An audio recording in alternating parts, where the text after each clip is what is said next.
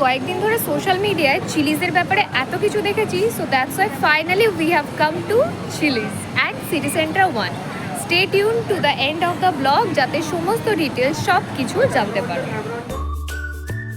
প্রথমে নিয়ে নিয়েছিলাম এই ক্যাজন বিগ মাউথ উইংস, যেটাতে এরকম বড় বড় সাইজের 6টা চিকেন উইংস ছিল। আর খেতে তো ছিল জাস্ট দুর্দান্ত। চিকেনটা দেখে বুঝতেই পারছো মারাত্মক ফ্রেশ।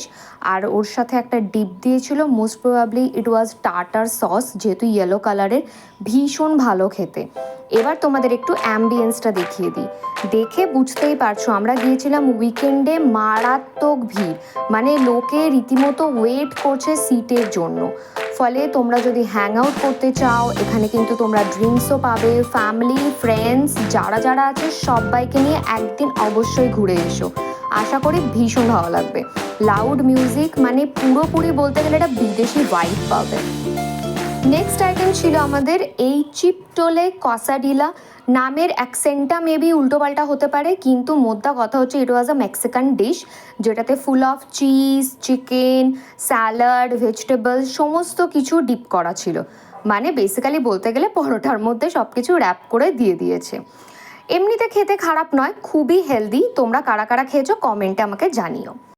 আমাদের নেক্সট আইটেম ছিল গ্রিল চিকেন প্ল্যাটার।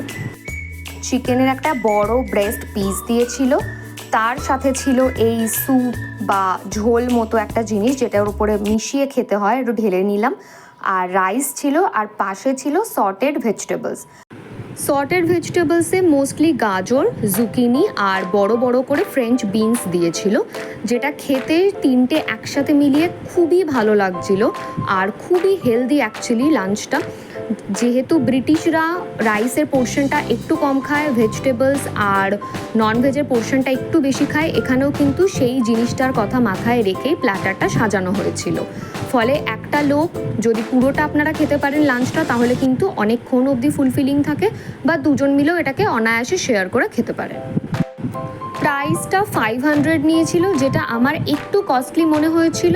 400-450 হলে বেটার হতো, বাট দেন ইটস ফাইন। এইরকম অ্যাম্বিয়েন্স লাউড মিউজিকে ঠিক আছে।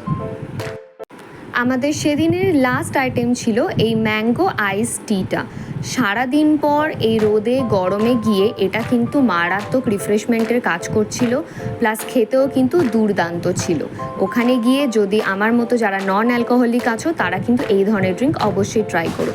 This is our bill, total 3146 including GST. আমার বন্ধু যেহেতু ড্রিঙ্ক নিয়েছিল তাই জন্য 1000 অ্যাড হয়েছে, আদারওয়াইজ খাবারের আইটেমটা কিন্তু শুধু 2000 টাকার মধ্যেই হয়ে গিয়েছিল। তোমাদেরকে টোটালি সমস্ত ডিটেলস দিয়ে দিলাম। আজকের ভিডিও কেমন লাগলো অবশ্যই কমেন্ট করে জানিও। ভালো লাগলে একটা শেয়ার কিন্তু মাস্ট হ্যাভ। আজকের মতো টাটা, দেখা হচ্ছে পরের ব্লগে।